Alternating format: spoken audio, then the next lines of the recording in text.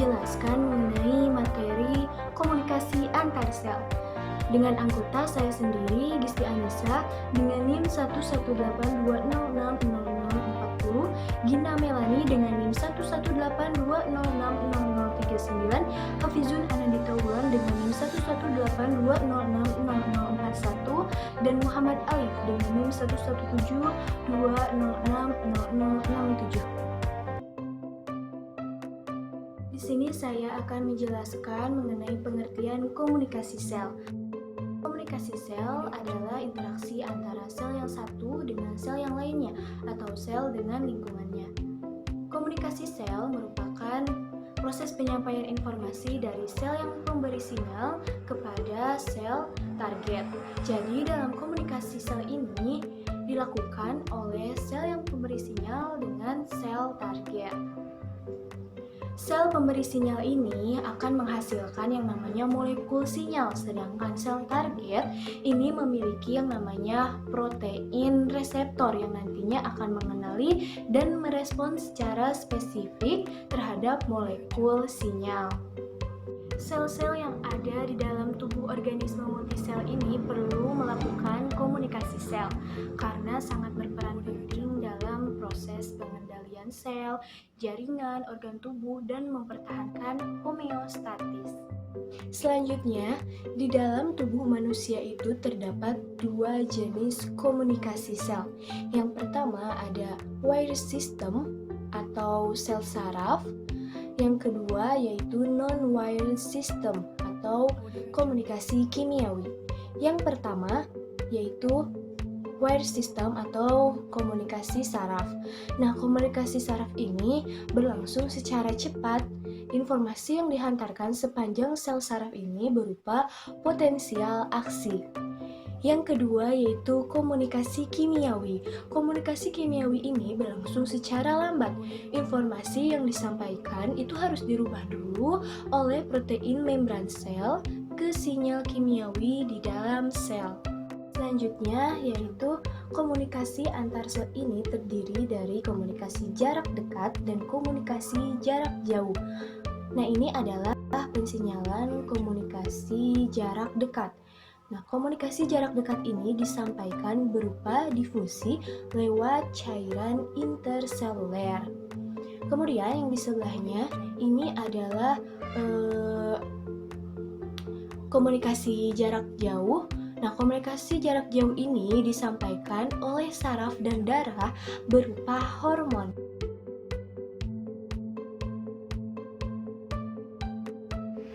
Nama saya Hafizun Anandita Wulan. Di sini saya akan menjelaskan tentang tahap-tahap dari komunikasi antara sel. Pada tahap penerimaan sinyal dan inisiasi proses transduksi, terdapat 3 reseptor membran. Yang pertama adalah reseptor terkait protein G. Reseptor terkait protein G memiliki struktur polipeptida tunggal yang digambarkan dengan sebuah pita yang memiliki 7 heliks alfa transmembran. Cara kerja dari reseptor terkait protein G yaitu saat molekul ekstraseluler belum ada atau dalam keadaan inaktif, protein G inaktif memiliki satu molekul GDP yang terikat padanya. Lalu ketika molekul sinyalnya yang ada dan sesuai dengan sisi ekstraseluler, reseptor ini akan teraktivasi dan berubah bentuk. Hal tersebut menyebabkan GTP berubah menjadi GDP. Setelah protein G teraktivasi, protein G akan terlepas dari reseptor dan lalu akan berdifusi di sepanjang membran dan akan mengikat dan mengaktifkan enzim sehingga mengubah bentuk dan aktivitas enzim tersebut.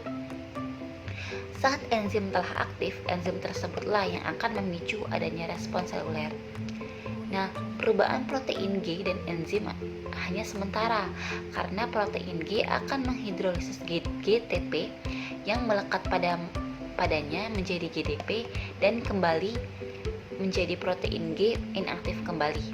Protein G akan meninggalkan enzim dan kembali ke posisi semula. Reseptor yang kedua merupakan reseptor tirosin kinase. Saat belum ada molekul sinyal spesifik, reseptor tirosin kinase mempunyai struktur berupa polipeptida tunggal dalam membran plasma. Bagian ekstraseluler protein ini berfungsi sebagai tempat pengikatan molekul sinyal yang dihubungkan oleh heliks alfa transmembran tunggal ke bagian sitoplasmik protein.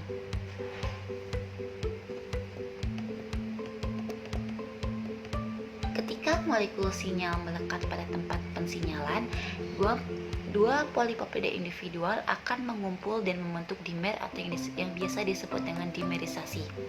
Dimerisasi akan mengaktifkan wilayah tirosin kinase pada masing-masing polipeptida.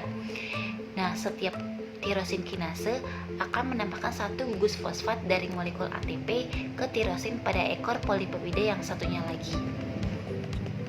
Setelah teraktivasi, protein reseptor mengikat protein intraseluler spesifik yang melekat pada tirosin terfosforilisasi dan juga teraktivasi.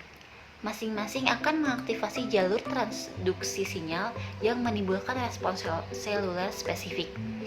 Reseptor tirosin kinase seringkali mengaktifkan beberapa jalur transduksi sinyal sekaligus dan membantu mengatur fungsi sel yang sangat rumit.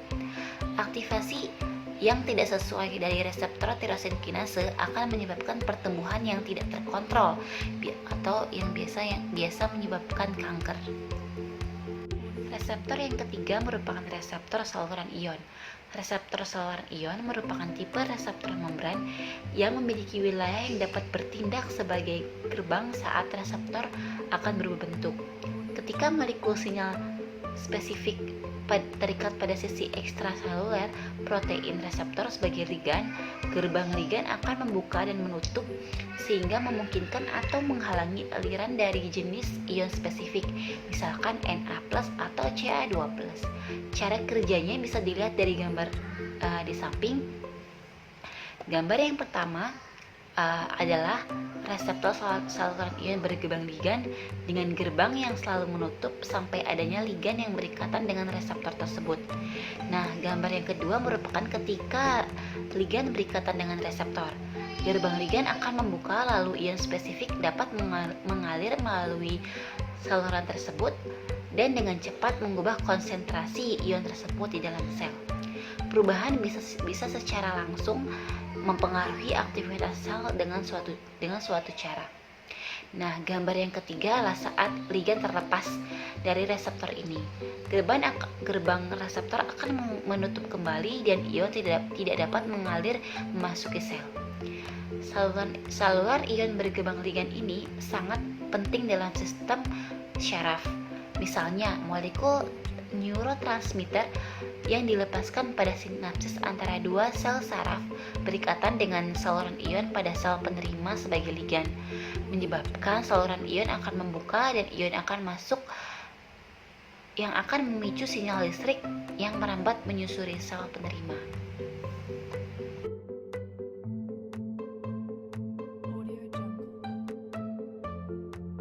Pada kesempatan kali ini, saya akan menjelaskan tentang jenis-jenis komunikasi antar sel. Seperti yang kita ketahui, komunikasi antar sel merupakan sebuah proses yang sangat teramat penting. Seluruh dogma biologi berawal dari komunikasi.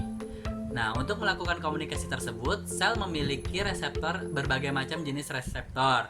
Nah, reseptor-reseptor tersebut merupakan bagian struktural dari protein integral yang terdapat pada sela-sela lemak lapis ganda.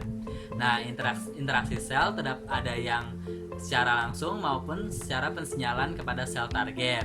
Nah, jenis-jenis komunikasi sel itu terbagi menjadi 4. Yang pertama ada komunikasi kontak langsung, yang kedua pensinyalan parekrin, yang ketiga pensinyalan sinaptik, dan yang terakhir pensinyalan endokrin atau hormonal.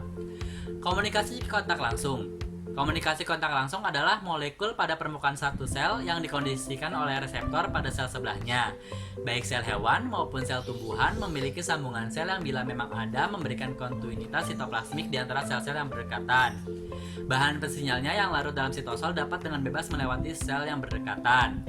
Yang kedua ada pensinyalan parekrin. di mana sinyal yang dikeluarkan dari sel memberikan efek kepada sel yang ada di sebelahnya. Pada pensinyalan parekrin, sel pensekresi bertindak pada sel target di dekatnya dengan melepas molekul pengatur lokal ke dalam fluida ekstrakulikuler. Selanjutnya ada pensinyalan sinaptik, di mana sel saraf mengeluarkan sinyal atau molekul neurotransmitter sebagai pengikat reseptor kepada sel di dekatnya. Dan yang terakhir ada pensinyalan endokrin atau hormonal. Hormon mensinyal sel target pada jarak yang lebih jauh. Pada hewan, sel endokrin terspesialisasi mensekresi hormon ke dalam cairan, yaitu darah. Hormon dapat mencapai hampir seluruh sel tubuh, tetapi jika dengan pengatur lokal, hanya sel target spesifik yang dapat mengenali dan merespons sinyal kimiawi yang diberikan. Kurang lebihnya, saya mohon maaf apabila ada kata-kata yang kurang sopan atau yang tidak dimengerti. Tahap-tahap dari komunikasi antara sel. Komunikasi antara sel memiliki 3 tahap. Yang pertama adalah tahap penerimaan sinyal, atau yang disebut dengan reception. Yang kedua adalah transduksi, dan yang ketiga adalah tahap respon. Tahap penerimaan sinyal adalah ketika sel target mendeteksi molekul sinyal dari luar sel, atau yang biasa disebut dengan sel pemberi sinyal. Sinyal yang dikirim adalah berupa sinyal kimiawi. Sinyal kimiawi ini akan terdeteksi oleh sel target jika terikat pada protein seluler yang terletak pada permukaan sel target. Pada tahap pengikatan molekul sinyal akan membuat protein reseptor. Hal ini mengawali proses transduksi, yang mana merupakan tahap komunikasi sel yang kedua.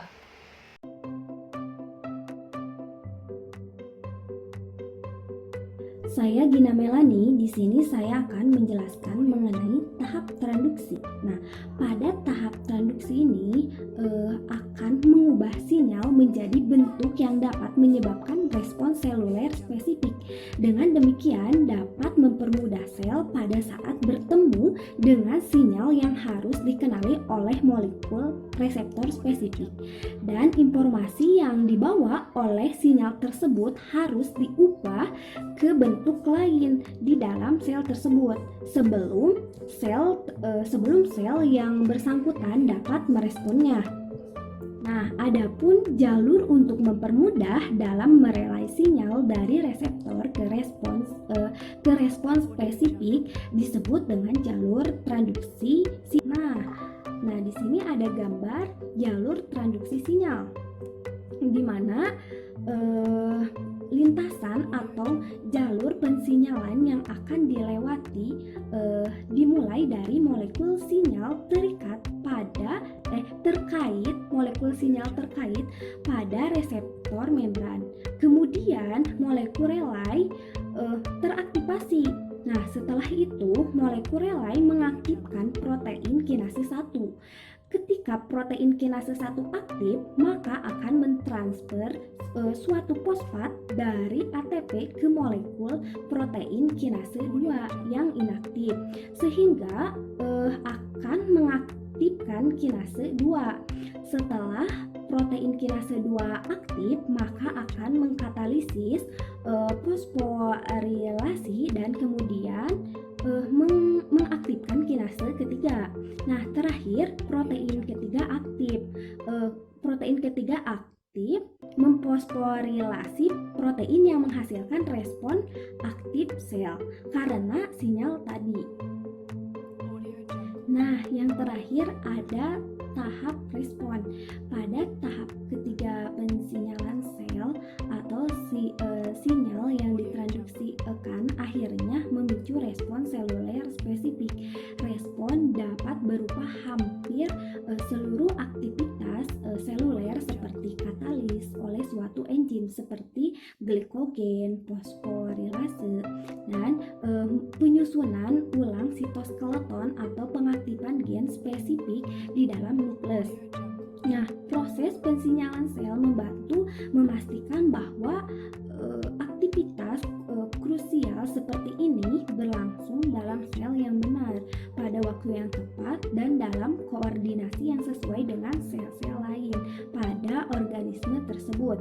Nah, pada akhirnya jalur transduksi sinyal mengarah ke satu regulasi atau lebih pada aktivitas seluler. Respon di ujung jalur mungkin terjadi di nukleus sel atau sitoplasma. Banyak jalur pensinyalan berujung pada regulasi sintesis protein, biasanya dengan cara mengaktifkan atau